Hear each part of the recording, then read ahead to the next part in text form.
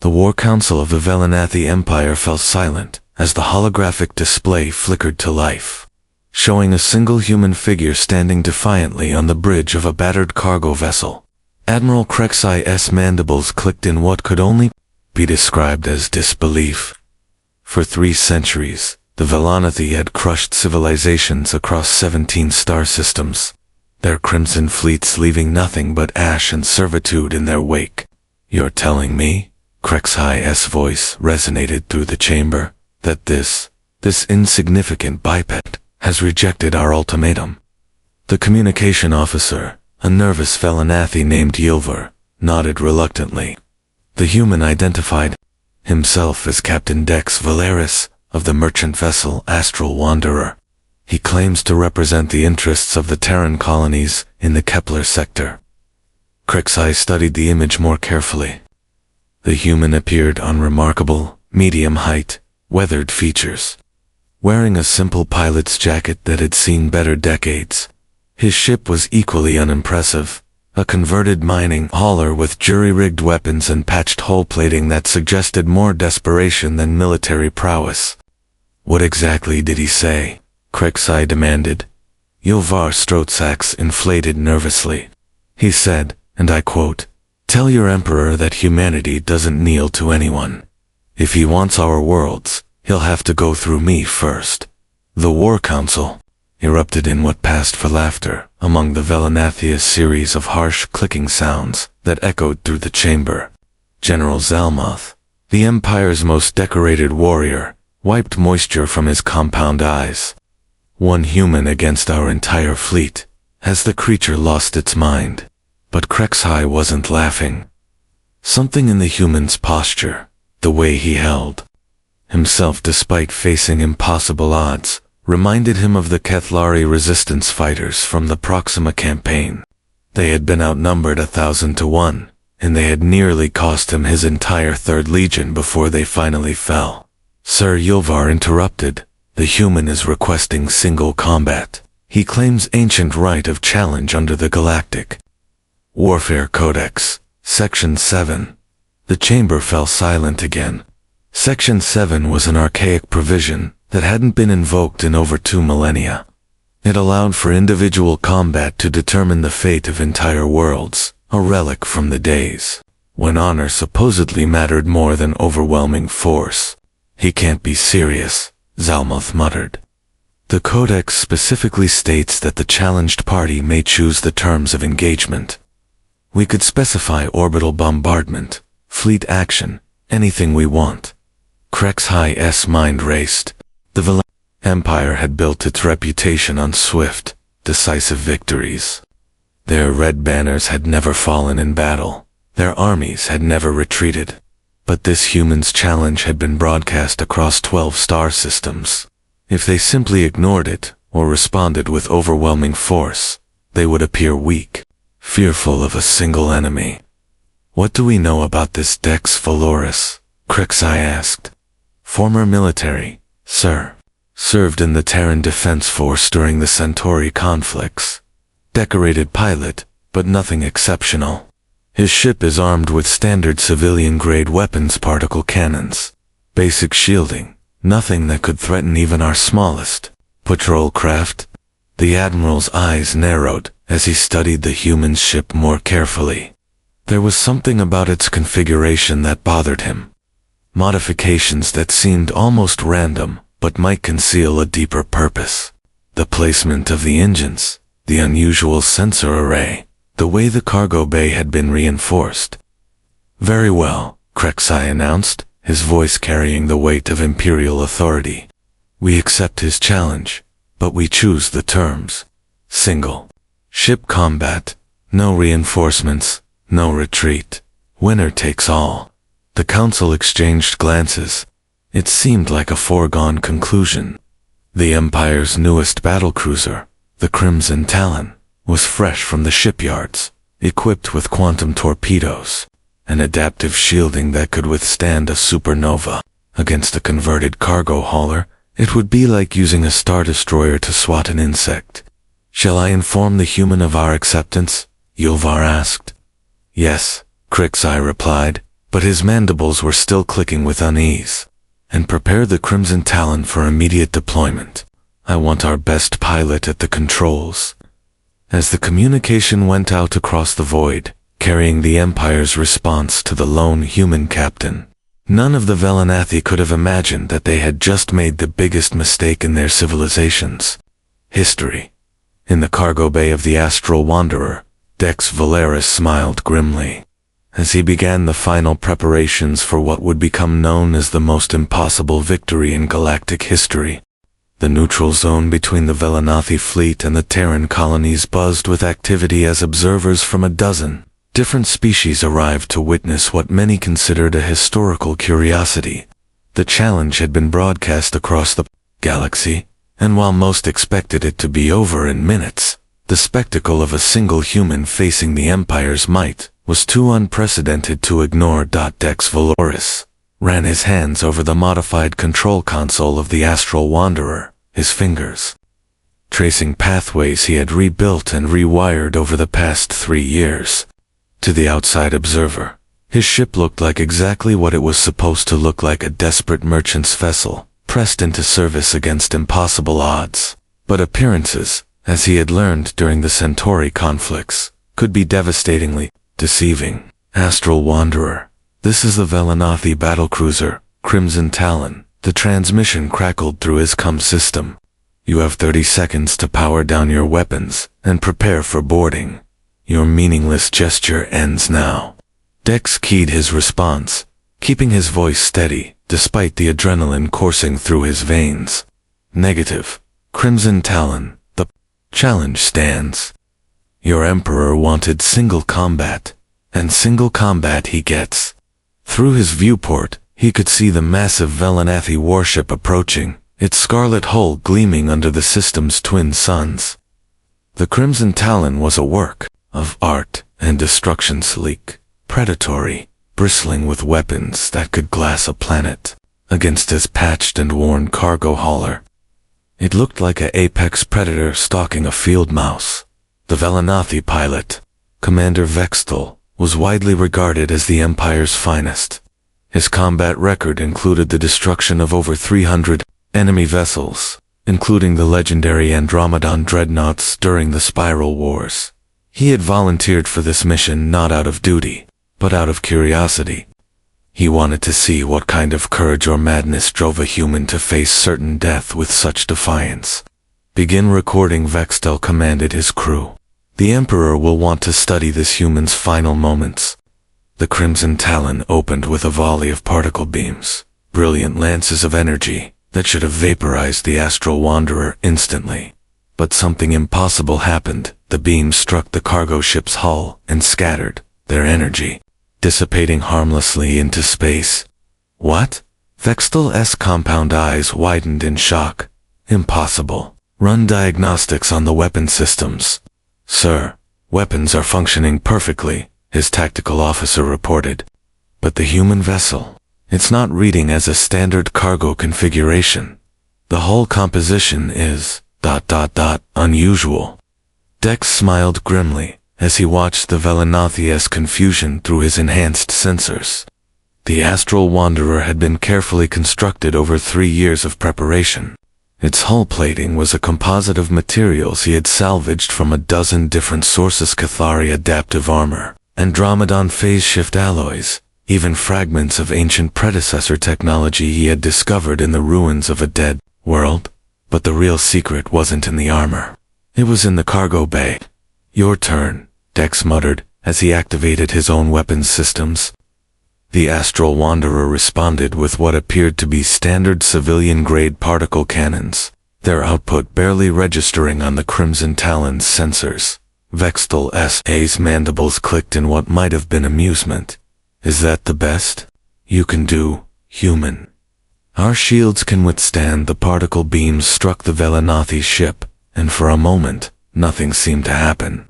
Then, impossibly, the Crimson Talon's shields began to fluctuate. The energy from the seemingly weak human weapons was somehow bypassing their adaptive matrix, striking the hull directly. "Shield failure in sections 7 through 12. The tactical officer shouted. "Sir, I don't understand it. The humans' weapons shouldn't be able to evasive maneuvers, Vextal commanded, but it was too late. The astral wanderer had already shifted position, its engines producing thrust patterns that defied conventional physics. The ship moved like a fighter, not a lumbering cargo hauler, spinning and weaving through space with impossible agility. The observers watching from safe distances were stunned into silence. The Galactic News Network's correspondent, a crystalline being named Shaltara, struggled to describe what she was seeing. This is ... unprecedented. The human vessel is not only surviving contact with the Velanathi battle cruiser, it appears to be outmaneuvering it. Inside the astral wanderer, Dex felt the familiar rush of combat, the deadly dance he had learned during years of fighting impossible odds. His ship was performing exactly as designed, every system optimized, not for power, but for survival and precision. The cargo bay that had once held mining equipment now housed the most advanced tactical computer he had been able to construct, built from salvaged components and powered by a fusion reactor that pushed the boundaries of what was considered safe. "Come on," he whispered to his ship. "Show them what humanity can do." The Crimson Talon unleashed its full arsenal: quantum torpedoes that could crack a moon, plasma cannons that burned hotter than stellar cores, gravitational disruption fields that could tear apart molecular bonds. The space around the astral wanderer erupted in a symphony of destruction that should have ended the battle in seconds. But the human ship danced through the chaos, its course seemingly random, but actually calculated down to the microsecond. Each near miss was precisely planned, each dodge timed to perfection. And with each passing moment, the astral wanderer's weapons found their mark. Each shot precisely targeted at the Crimson Talon's weakest points.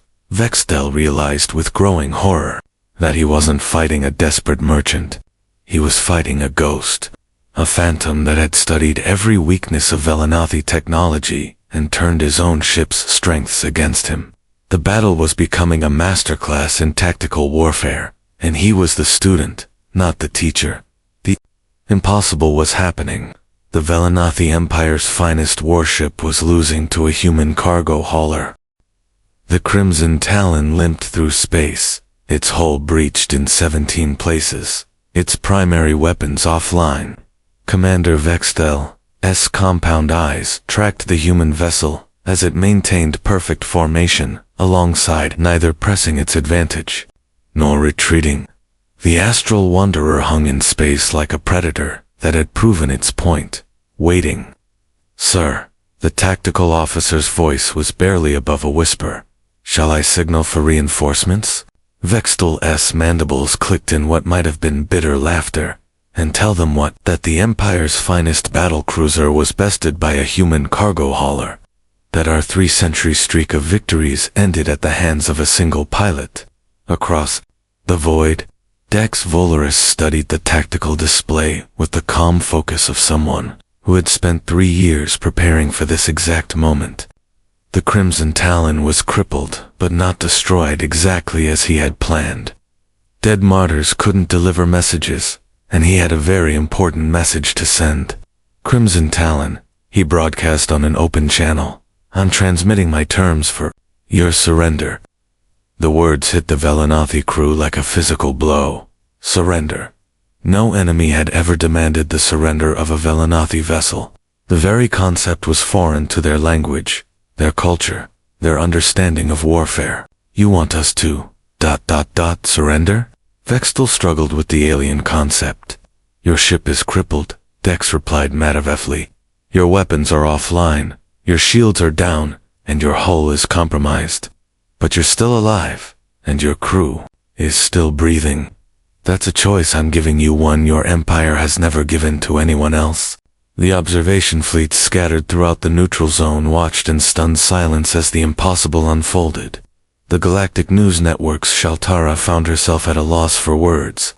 In 3,000 years of recorded galactic history, no one has ever witnessed a single ship defeat a Velanathi battle.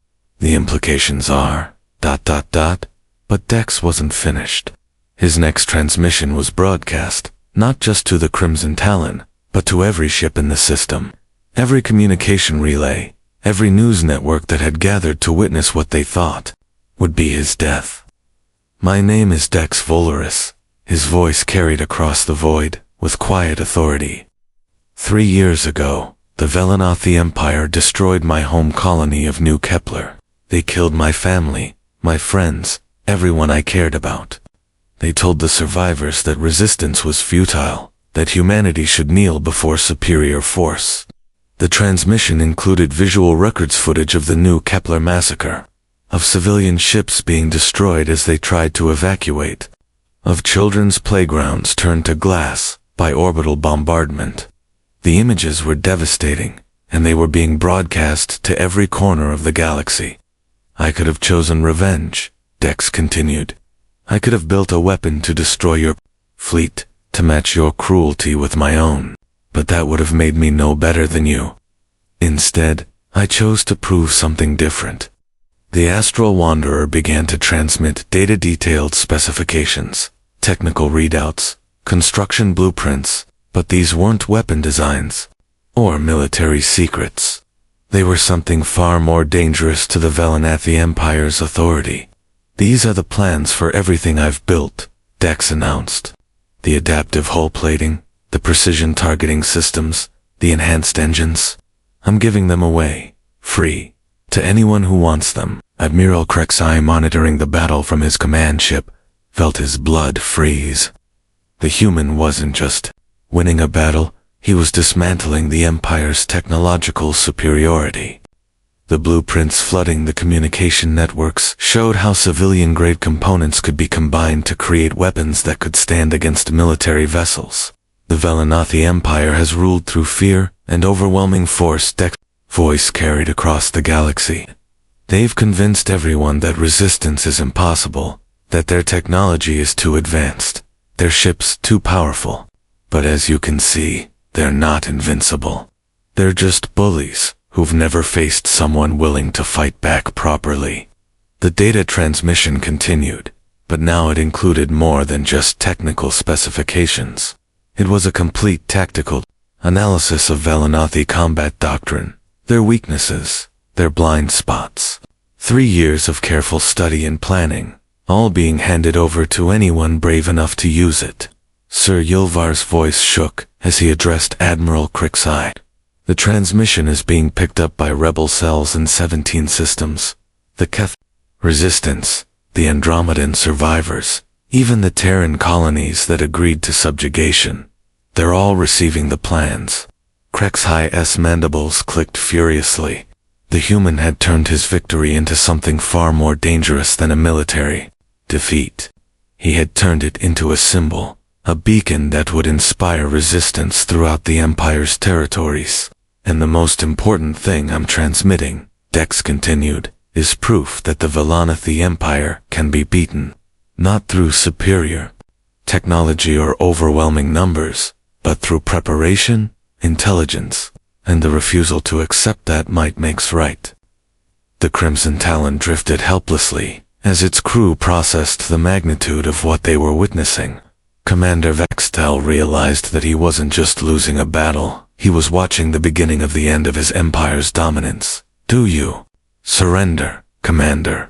Dex asked, his voice carrying across the void with deadly calm. Vextel looked at his crippled ship, his demoralized crew, and the impossible human vessel that had reduced the Empire's finest battlecruiser to scrap metal. For the first time in Velanathi history, their most decorated pilots spoke words that would echo across the galaxy. We surrender." The words rippled through space, carried by every communication relay, recorded by every observer.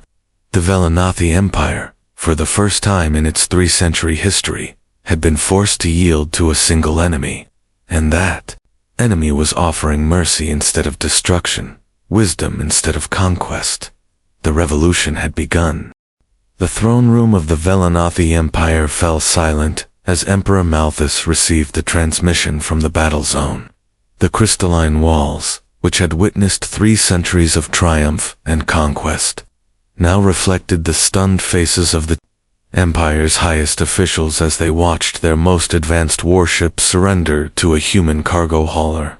"Impossible," High Chancellor Velcarus whispered, his voice barely audible above the hum of the Imperial life support systems. "Commander Vextal has never been defeated. The Crimson Talon is our most advanced vessel." Emperor Malthy stood, nearly 3 meters tall, his exoskeleton gleaming with bioluminescent patterns that indicated his extreme agitation, his compound eyes fixed on the holographic display, showing the crippled battlecruiser drifting alongside the seemingly insignificant human vessel. "Show me the tactical analysis." The War Room's AI began its report, but the data it presented defied everything the Velanathi understood about warfare. The human ship had fought with impossible precision, its pilot anticipating every move, exploiting weaknesses that shouldn't have existed. "Your Majesty," Admiral Krexai's voice crackled through the communication array. "The human's technical specifications are spreading across 17 systems. Our intelligence networks report that rebel cells are already beginning to implement his designs." The Emperor's bioluminescent patterns shifted to deep crimson, the color of rage. "Then we crush them before they can adapt. Deploy the 5th Fleet to the Kethlari system. Order the 9th Battle Group to Your Majesty," Krexai interrupted. "A breach of protocol that would normally result in immediate execution. There's more." The human ... He's not finished. The main display shifted to show the Astral Wanderer, maintaining its position near the surrendered battlecruiser. But now it was transmitting something new, a message directed specifically at the Emperor himself. Dex Volaris appeared on the screen, his weathered face calm, despite having just accomplished the impossible. "Emperor Malthus, I know you're watching this. I know you're planning to respond with overwhelming force, to make an example of anyone who dares to resist. But I have a better idea." The Emperor's advisors exchanged glances. The audacity of this human was unprecedented. No one had ever addressed the Emperor directly, without going through proper channels, without showing proper deference. "I challenge you to personal combat," Dex continued. "Not your fleets, not your armies. You, the leader of the Velanathi Empire, against the representative of humanity. Single combat, winner takes all." The throne room erupted in chaos. The very suggestion was blasphemous. The Emperor was a living god to the Velanathi, a being whose combat skills were legendary throughout the galaxy. He had personally led the assault on the Andromedan homeworld, had dueled the greatest champions of a dozen species, and emerged victorious. "He's insane," General Zalmoth snarled. "Does he have any idea what he's proposing?" But Emperor was studying the human with new interest. The tactical analysis of the battle showed a level of preparation and intelligence that impressed him despite his rage. This wasn't a desperate fool making empty gestures. This was someone who had spent years preparing for this moment. "Your Majesty," High Chancellor Velcarus said carefully. "Surely you're not considering—" "I am," the Emperor replied, his voice carrying the weight of absolute authority. "This human has done something no one has accomplished in 3 centuries. He has defeated our finest warrior, crippled our most advanced ship, and inspired rebellion across our territories. He deserved." The surrender of Emperor Malthy sent shockwaves through the Velanathi Empire that reached every corner of their territory within hours. On 1,000 worlds, conquered peoples looked up at the stars and whispered the name Dex Volaris like a prayer. The impossible had happened. The Empire's god Emperor had fallen to a single human dot in the arena of champions. Dex knelt beside the exhausted Emperor, offering him water from his own supply. The gesture was small, but it carried enormous weight. Throughout the galaxy, beings who had lived their entire lives under the Empire's boot watched as the victorious human showed mercy to his defeated enemy. "I don't understand," Emperor Malthy said, his bioluminescent patterns flickering with confusion. "You have won. By the ancient laws, you could demand my life, my empire, everything I possess. Why do you offer me water?" Dex helped the Emperor to a sitting position, his movements gentle, despite the magnitude of what had just occurred. Because showing mercy isn't weakness, Your Majesty, it's the first step toward something better than what we've had. The observation. Dex buzzed with activity, as representatives from dozens of species processed what they had witnessed. The Andromedan delegate, Quinthara, leaned forward in her crystalline chair. In 3,000 years of recorded history, no conqueror has ever shown mercy to a defeated emperor. This human, he's changing the rules of the game. On the arena floor, Dex stood and addressed the assembled representatives, his voice carrying clearly through the ancient structure's amplification systems. The Velanathi Empire ends today, but that doesn't mean its people must suffer. What I'm proposing is something entirely new, a galactic alliance based on cooperation rather than conquest. The words hit the gathered delegates like a physical force. The concept was radical, unprecedented. For millennia, galactic politics had been based on strength, territory, and dominance. The idea of willing cooperation between species was almost incomprehensible. You speak of cooperation, the Kathlari representative, Nalveth, said from her position in the observation gallery. But how can we trust those who have spent centuries crushing our spirits? Emperor Malthus struggled to his feet, his enhanced frame moving with obvious effort. Because, he said, his voice carrying the weight of absolute authority, I am ordering the complete withdrawal of Velanathi forces from all occupied territories, effective immediately. The arena fell silent. The Emperor's words were being broadcast across the galaxy, and on every Velanathi ship, every occupation force, every administrative center. The impossible order was being received and acknowledged. Your Majesty, Admiral Krexhi's voice crackled through the communication array.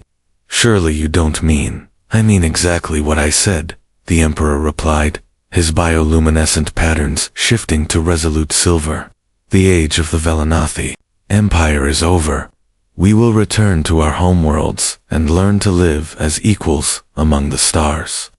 Dex watched the Emperor with respect and something approaching admiration. It would have been easy for Malthus to resist, to maintain his authority, even in defeat. Instead, he was choosing to honor the terms of their combat, to transform defeat into something constructive. But this is about more than just ending one empire, Dex continued, addressing the assembled delegates. This is about building something new. The technical specifications I've been transmitting, they're not just weapons. They're the foundation for a new kind of civilization.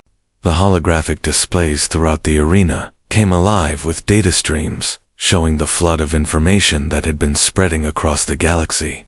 The plans for adaptive armor, precision targeting systems, and enhanced engines were being downloaded and studied by millions of beings on thousands of worlds. These technologies can be used for more than warfare, Dex explained. The same principles that created my ship's defensive systems can be applied to agricultural enhancement, to medical treatment, to space exploration. The Empire's greatest weakness was that it never learned from the people it conquered. We can do better. The Andromedan delegate stood, her crystalline form catching the arena's light. You propose to unite species that have been enemies for millennia. How do you expect to overcome centuries of mistrust and hatred? The same way I defeated the Empire, Dex replied. Through preparation, patience, and the willingness to prove that a better way is possible.